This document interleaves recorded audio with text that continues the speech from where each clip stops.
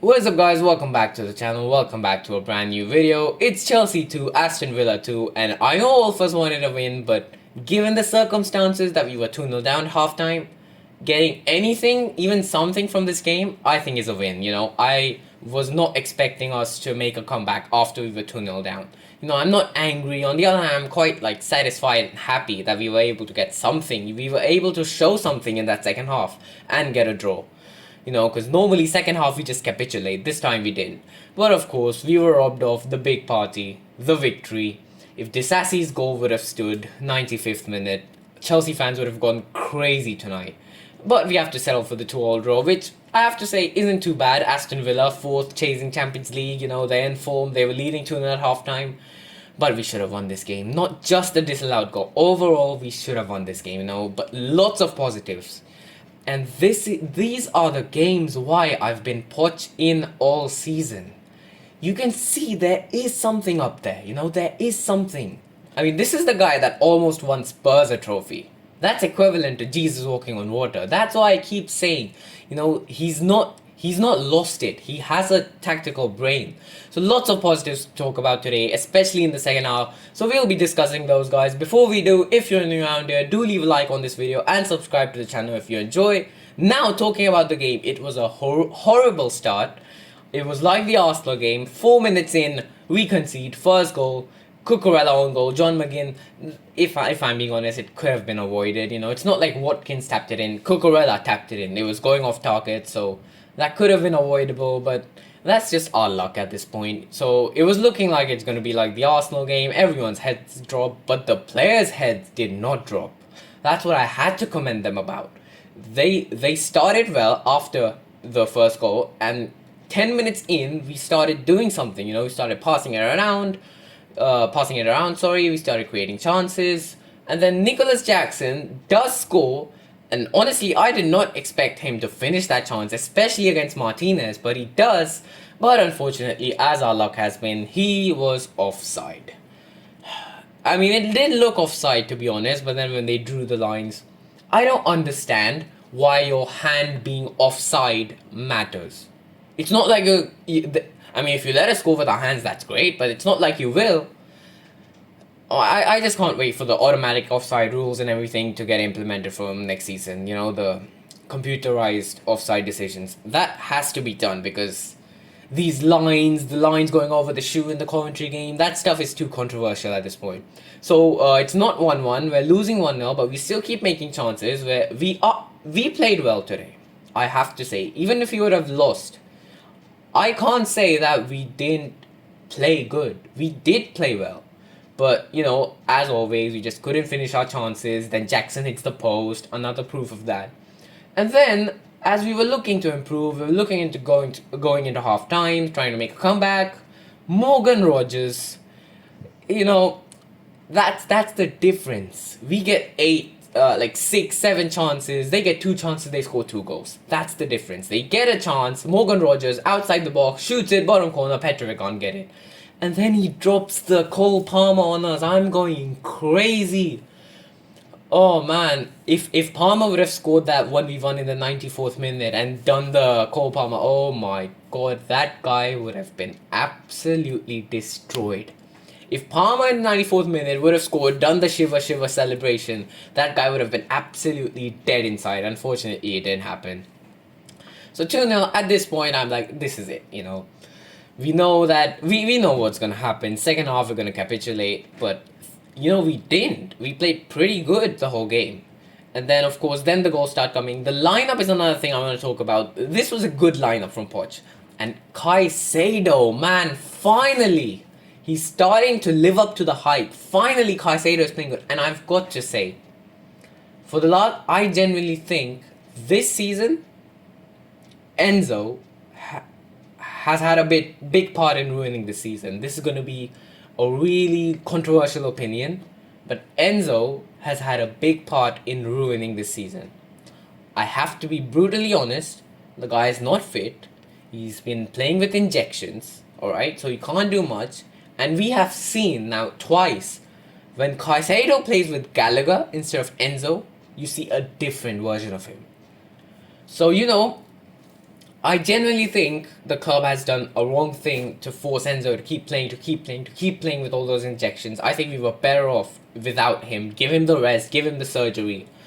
But again, it's too little too late. We can't do anything about it. We go again next season and blah blah blah. But next season again we'll have some problem.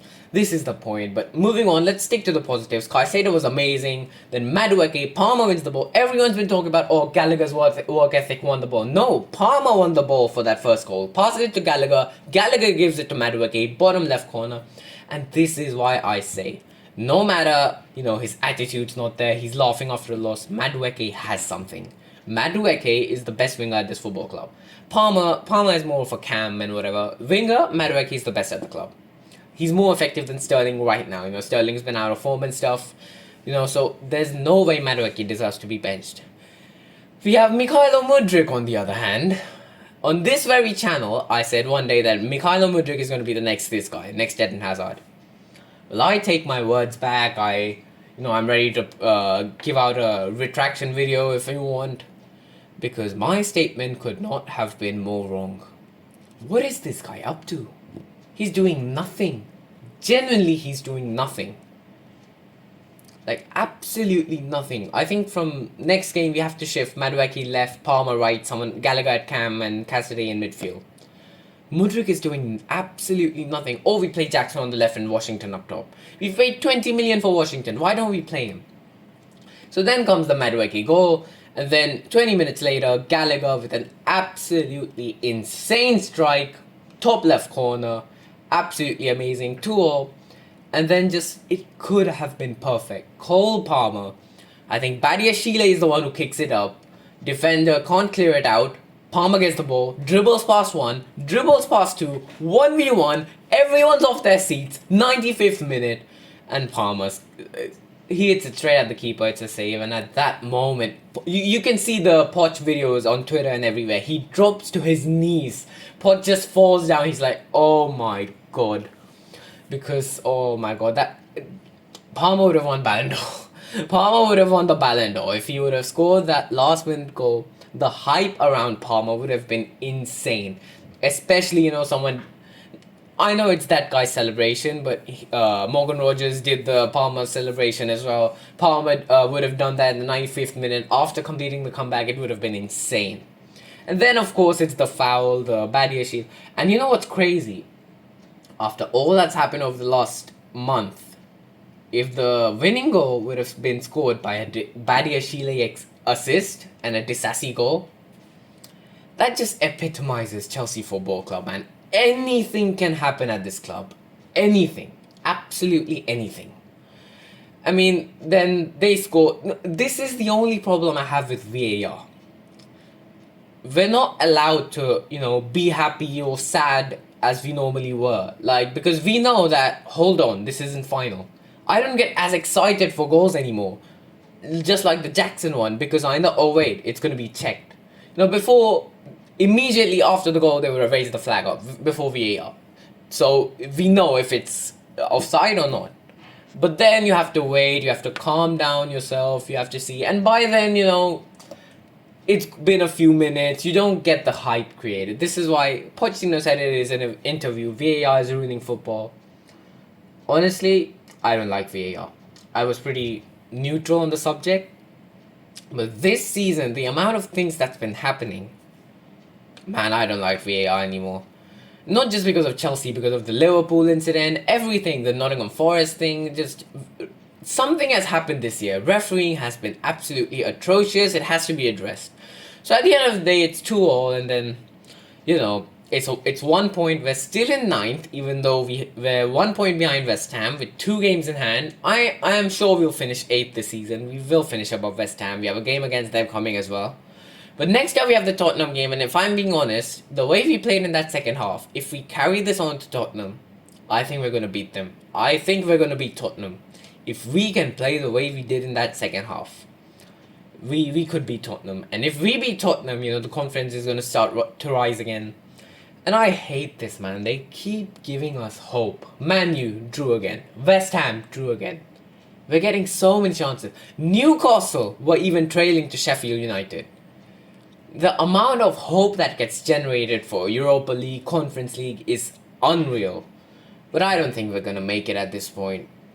Unless we go on a mad run, we win every single game till the. I genuinely think we can win all of our games now till the end of the season. Will we? That's a different question. That probably won't happen. But let's hope we win all our games till the end of the season. That's it for this video, guys. If you enjoyed, do leave a like and subscribe to the channel, where I think we are 6 points behind Man U with 1 game in hand. So, we need them to lose some games, which they will. They are Man U, let's be honest. They will drop some points. I mean, it's still on, technically.